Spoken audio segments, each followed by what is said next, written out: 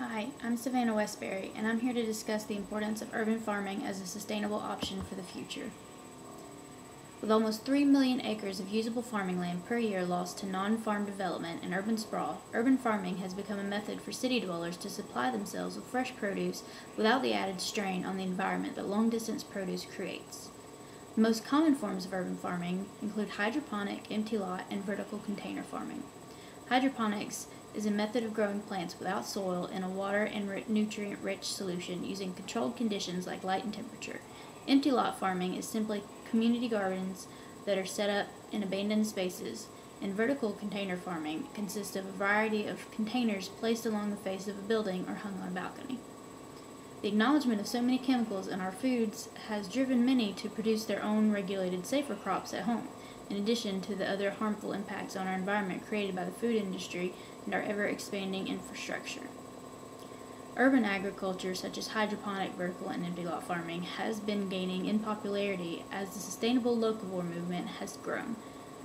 Because so much of the population now lives in urban rather than rural areas, residents interested in sustainable, low-impact living must work with much smaller spaces on a personal scale to be able to grow their own food. Since so much urban sprawl has taken up usable cropland, it seems fitting for those within the cities to want to find ways to still use what bits of land and space they have to produce.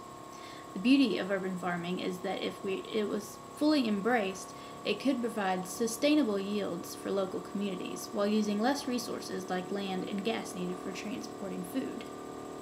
In John Whitfield's article, Seeds of an Edible City Architecture, he lists that some estimates state that up to 30% of a city's produce could be grown within the city if space is properly utilized.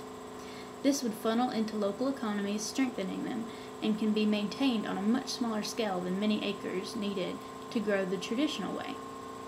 It's amazing to think that we have such a go up, not out mentality with skyscrapers, but we never applied this to our food. When considering urban agriculture, the methods that generally come to mind are the three listed earlier, as well as rooftop gardening. What these all share is their small scale of production and space used, as well as their organic growing methods.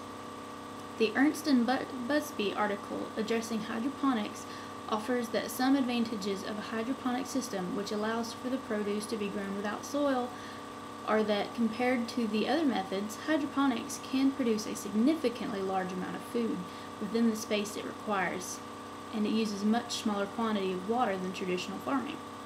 Hydroponics is utilized by a small coalition of people, such as a small business, who can supply the upfront costs associated with this form.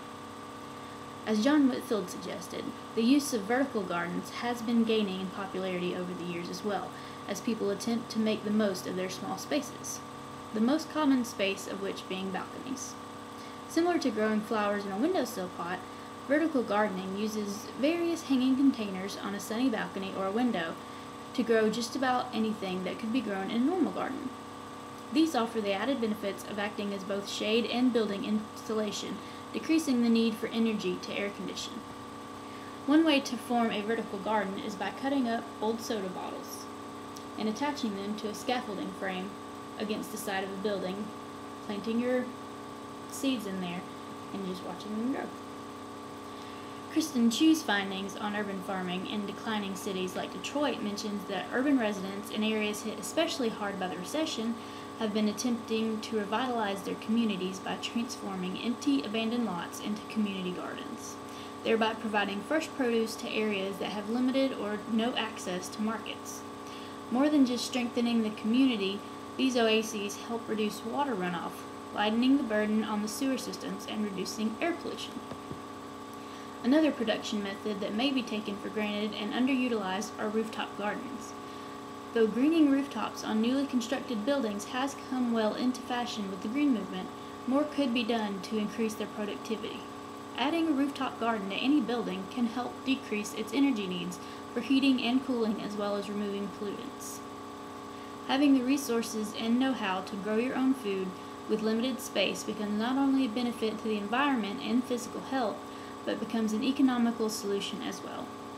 either reducing the amount of money spent on produce or, if buying from a local source, funneling money into the local economy. With the unpredictability that comes with climate change and its effect on mass crops productivity, the use of various methods of urban farming will likely play a greater role in assuring that enough food is available in the future. With the population in an exponential growth curve, it is unlikely that high populations and scaling back in cities will occur, so residents must make do with what they have, and reminiscent of the victory gardens of the World War II era, support the country by supporting themselves on a personal, local scale.